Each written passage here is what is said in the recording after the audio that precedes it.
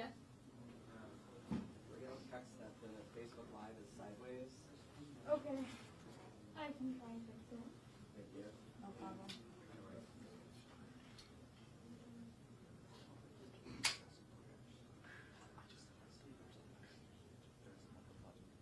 Just choose, yeah, I want this and that. No, it just wasn't based on the legs oriented right now. Start. Yeah.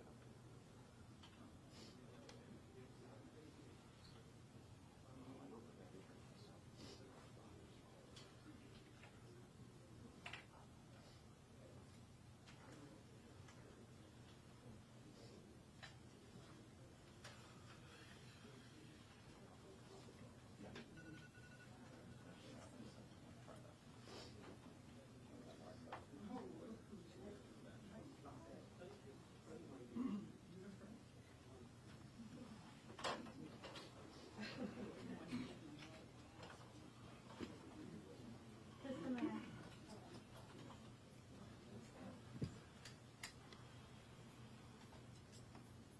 Three, two, one.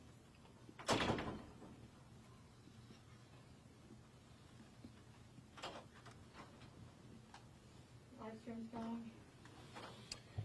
Hi everyone, my name is Randall Terry, and we are going to have a presentation, probably take 18 minutes. I'm asking two things. Number one, we will not field questions from the press until the presentation is done, because we don't want to jump the gun, and a lot of what you are going to ask, we are going to cover. All right? We'll get out of here much quicker if we do that. Second of all, anybody who is here that is not a member of the press, we request that you do not ask questions, don't make speeches. This is a formal press conference, and we ask you to respect that. My name is Randall Terry. I'm the founder of Operation Rescue. My name is spelled R-A-N-D-A-L-L-T-E-R-R-Y. This is a lady who has become a dear friend of mine, Teresa Bukanovac. She is the founder and the director of PAU. That is P-A-A-U, Progressive Anti-Abortion Uprising. And our relationship has been endearing. It has been courageous. And I have to tell you that she is one of the most courageous people I have ever met in my life. And I am honored to stand beside her and for her and Lauren to tell their story. Teresa. Thank you. Hello, my name is Teresa Bukanovac. I am an atheist, I'm a leftist, and I'm the founder and executive director of PAU, the Progressive Anti-Abortion Uprising. On Friday, March 25th, the day of the unborn child, Lauren Handy and I went to Washington Surgery Center to engage in anti-abortion advocacy. Upon arrival, we saw a truck labeled Curtis Bay Medical Waste Services parked outside. We approached the driver, who was about to load 2 large boxes with biohazard symbols onto his truck. We asked him if he knew what was in the boxes, and after he said no, we told him, dead babies. The driver was visibly shaken.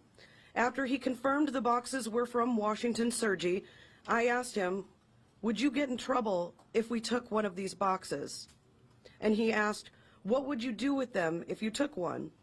Lauren said, we will give them a proper burial and a funeral. The driver thought for a second and said, okay, and gestured towards the box. Lauren immediately grabbed the box off of the dolly, and we brought it back to her apartment. In the presence of a Catholic deacon, Lauren cut open the box and the red plastic bag inside.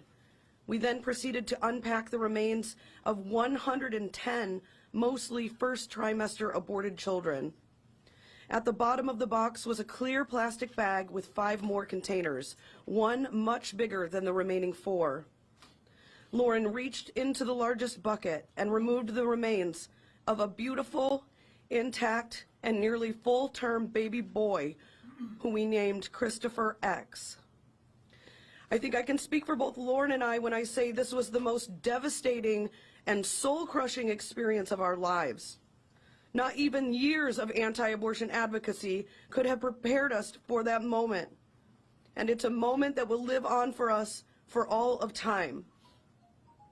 We continued to open the larger containers and discovered 4 more babies with a range of injuries, including a fully intact girl we named Harriet, who had one eye open, an incision in the back of her neck, her brain suctioned out, and her skull crushed.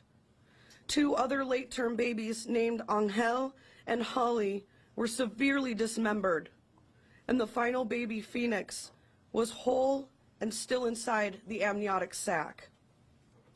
A feticide is generally used during abortion procedures after 20 weeks gestation to cause an unborn baby a heart attack, which helps prevent a live birth and the excruciating pain of total dismemberment. But in 2013, Live Action captured undercover footage of abortionist Cesare Santangelo, the sole abortionist on staff for decades at Washington Surgery, admitting that he does not use feticide. Because of this admission and the advanced gestational ages of these babies and their intact condition, the likelihood that some were born alive is undeniable. Additionally, the injuries sustained by Harriet strongly imply she was the victim of a partial birth abortion. After spending nearly 3 days searching for a private pathologist to confirm these violations of federal law, a funeral mass was held at Lauren's apartment, where all 115 babies were named. Shortly after, the 110 smaller children were taken to an undisclosed location for burial. They have since been buried. On March 29th, Lauren and I coordinated with attorneys to alert the DC Homicide Unit of the location of the 5 larger babies and request an investigation into their deaths. Arrangements were made for the babies to be picked up that evening, but police didn't arrive until the afternoon of the 30th, just hours after Lauren was taken into custody by the FBI in connection with a rescue 2 years prior. Today I stand in solidarity with Lauren and the 8 other defendants who are facing harsh incarceration penalties under the FACE Act for simply protecting the victims of violent oppression at Santangelo's clinic. And while these heroes are being unjustly prosecuted, Santangelo continues to kill babies and exploit their parents for profit, as he has done for decades.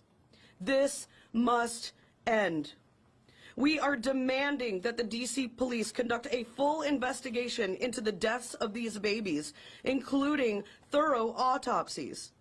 We demand that the U.S. Department of Justice prosecute Santangelo for violations of the Born Alive Infant Protection Act and the Partial Birth Abortion Act. And we're demanding it now. And in an effort to keep our promise to the Curtis Bay whistleblower, we demand a proper burial for the remaining 5 children post-autopsy. Pro-life Americans will not stay silent in the face of such aggressive and barbarous violence, and we will diligently work until the American abortion industrial complex is fully disarmed and dismantled. Thank you. Next is Lauren Handy. Lauren is the Director of Activism for POW.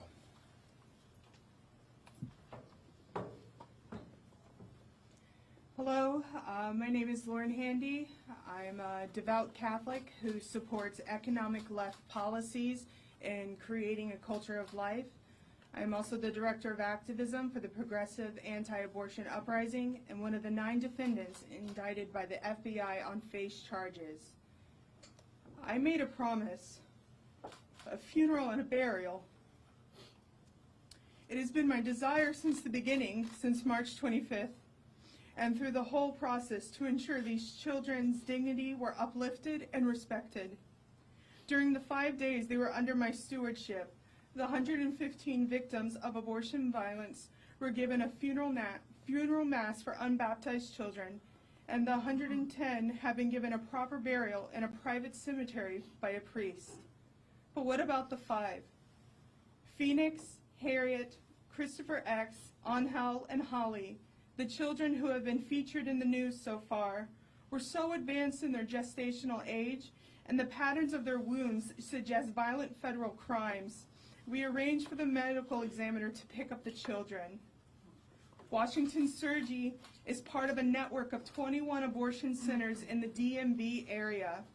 The abortion industry, which is the overlapping interests of state and business, use fear, isolation, and violence to make off make profit off of people who are pregnant, families, and in particular, low-income women facing crisis and unwanted pregnancies.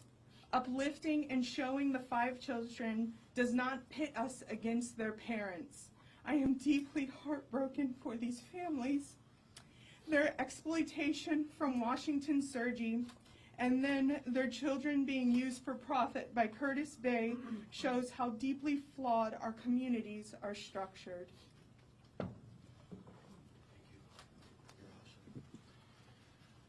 Next, one of the 9 defendants who were arrested by the FBI under the FACE Act is Joan Andrews Bell. Joan and I have been good friends for over 30 years and have done, I don't even know how many, innumerable pro-life events together, being arrested together.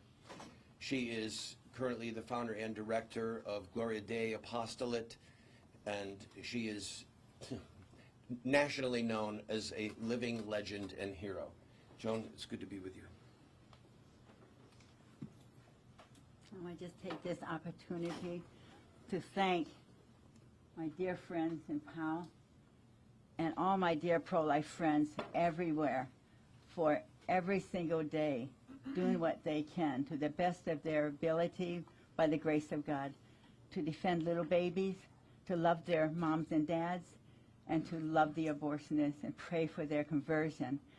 I got involved in direct action when I was 12, 13 years old in the civil rights movement.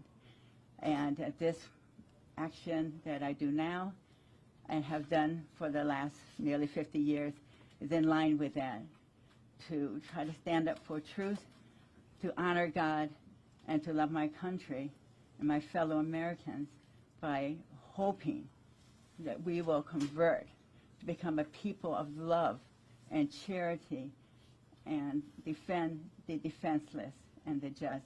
And I just want to mention, at Nuremberg, after World War II, there were 2 trials in which judges were tried for crimes against humanity and doctors tried for crimes against humanity.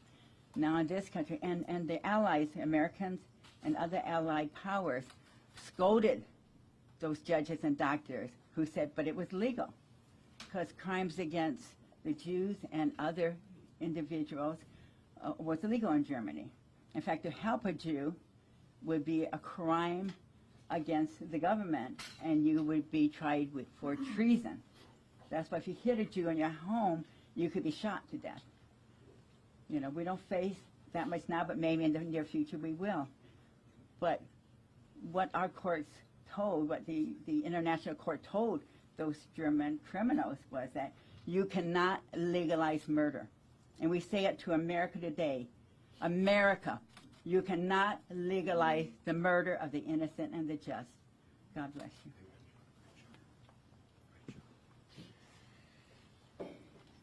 Jonathan Darnell is here with us, a courageous man who is also one of the 9 people who were arrested by the FBI, and he is the director of GetSeriousChurch.com. Jonathan. Okay, hi, like I said, my name is Jonathan Darnell. Unlike some of my friends, I'm not myself a progressive, but I am vehemently anti-abortion, and I made this website, GetSeriousChurch.com, to convince Christians to fight abortion more effectively. All right, now when you do that, bad stuff can happen to you sometimes. 2 years ago, I was filming a peaceful pro-life activity at the Washington Surgery Center, all right, and then we didn't hear anything for 2 years.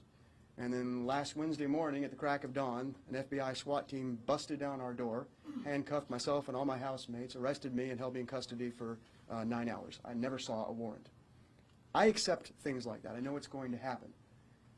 But here's what I don't accept. As this case is going to be adjudicated, all right, you're going to hear a lot of Christian and pro-life celebrities condemning us for making waves, for taking risks. There are a lot of people in positions of power in the pro-life movement who think that the only effective way to fight abortion is to stay quiet and to not offend anyone. And they've made cowards out of the rest of us for decades. Apparently, these 109 babies are not quite human enough to dignify by doing the sort of things that you would do to save the life of a born person. That's nonsense, and I hope the events of this week begin to change that. Thank you.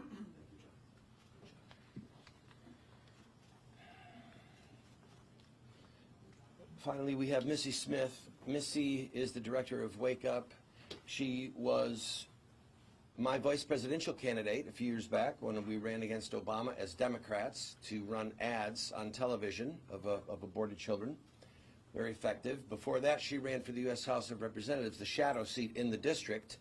And some of you might have been around at that time and remember those ads. It was quite a firestorm that was created as Missy ran for Congress, showing aborted fetal remains on television, saying, if you vote for so-and-so, you are voting for this. Missy is a dear friend and colleague and one of the most articulate and courageous women I know. Missy Smith. Thank you, Randall. My name is Missy Smith. I'm here to talk about Dr. Santangelo, the abortionist who killed these babies. Remember that name, Dr. Santangelo, spelled S-A-N-T-A-N-G-E-L-O.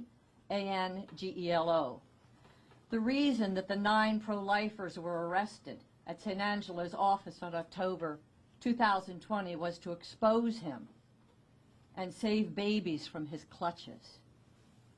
In November 2020, I personally retrieved a full-term baby on which Dr. Santangelo had induced an abortion.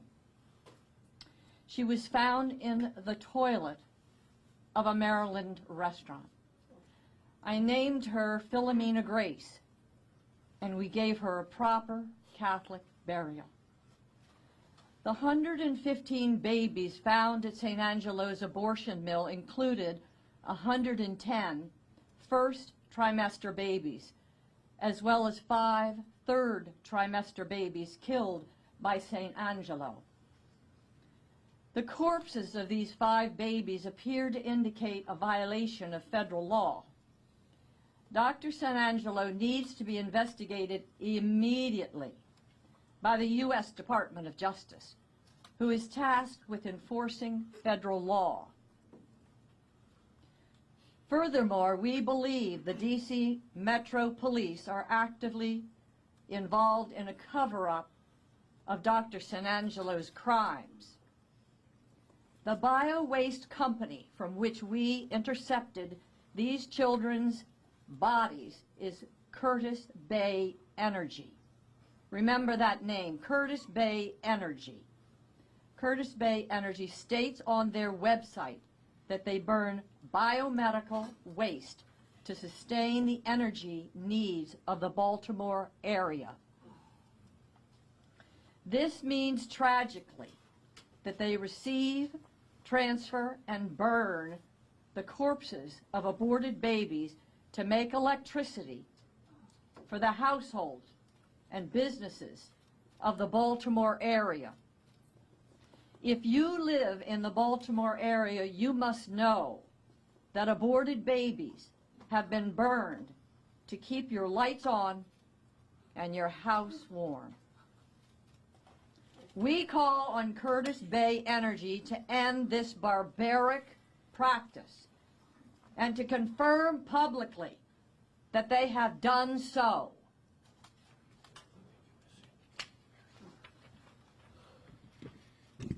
All right, now we're going to show, what is it, like 2 or 3 minutes tops? Yes.